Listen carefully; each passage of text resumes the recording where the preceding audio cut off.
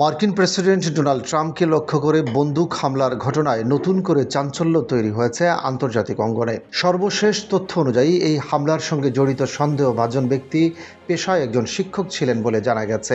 একই সঙ্গে তিনি ভিডিও গেম ডেভেলপার হিসেবেও কাজ করতেন। মার্কিন সংবাদ মাধ্যম CNN রবিবার একাধিক সূত্রের বরাতে জানায়, সন্দেহভাজন ব্যক্তির নাম কোল টমাস অ্যালেন, বয়স 31 বছর। তিনি যুক্তরাষ্ট্রের দক্ষিণ ক্যালিফোর্নিয়ার বাসিন্দা।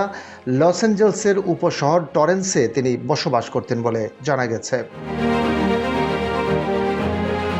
ঘটনাটি ঘটে হোয়াইট হাউস করেসপন্ডেন্টস অ্যাসোসিয়েশনের বার্ষিক নৈশভোজ চলাকালে, যেখানে প্রেসিডেন্ট ডোনাল্ড ট্রাম্প সহ শীর্ষ সরকারি কর্মকর্তারা উপস্থিত ছিলেন।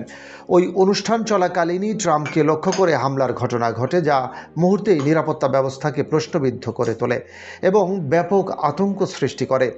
ঘটনার পরপরই মার্কিন তদন্ত সংস্থা FBI দ্রুত তদন্তে নামে।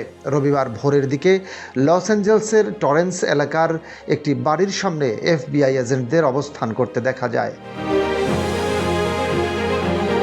পুরো এলাকা ঘিরে ফেলা হয় পুলিশের টেপ দিয়ে এবং ঘটনাস্থলে কড়া নিরাপত্তা জারি করা হয়। এলাকাটিকে আলোকিত করতে স্পটলাইট ব্যবহার করা হয় এবং সেখানে প্রচুর সাংবাদিক ও সংবাদ মাধ্যমের হেলিকপ্টার ভিড় করে।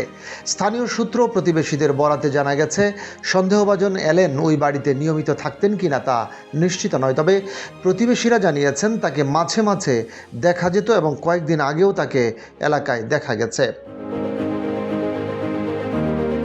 তার বাবা সম্পর্কে স্থানীয়রা বলেছেন, তিনি একজন বন্ধুসুলভ ও আলাপী মানুষ ছিলেন, যিনি প্রতিবেশীদের সঙ্গে নিয়মিত কথা বলতেন। অন্যদিকে অনলাইন পেশাগত নেটওয়ার্ক লিঙ্কডইনে অ্যালেন নামের সঙ্গে মিলে যাওয়া একটি প্রোফাইলে দেখা গেছে তিনি শিক্ষা খাতে কাজ করতেন।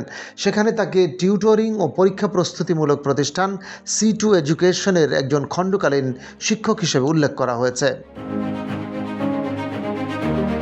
প্রতিষ্ঠানটির সামাজিক যোগাযোগ মাধ্যমে প্রকাশিত তথ্য অনুযায়ী 2024 সালের ডিসেম্বরে তাকে মাসের সেরা শিক্ষক হিসেবেও স্বীকৃতি দেওয়া হয়েছিল। ঘটনার পর এখনও পুরো বিষয়টি নিয়ে তদন্ত চলছে। কেন এবং কী উদ্দেশ্যে এই হামলা চালানো হয়েছে তা নিশ্চিত করতে কাজ করছে যুক্তরাষ্ট্রের নিরাপত্তা সংস্থাগুলো। ফলে এই ঘটনাকে ঘিরে দেশটির রাজনৈতিক ও নিরাপত্তা অঙ্গনে নতুন করে উদ্বেগ তৈরি হয়েছে।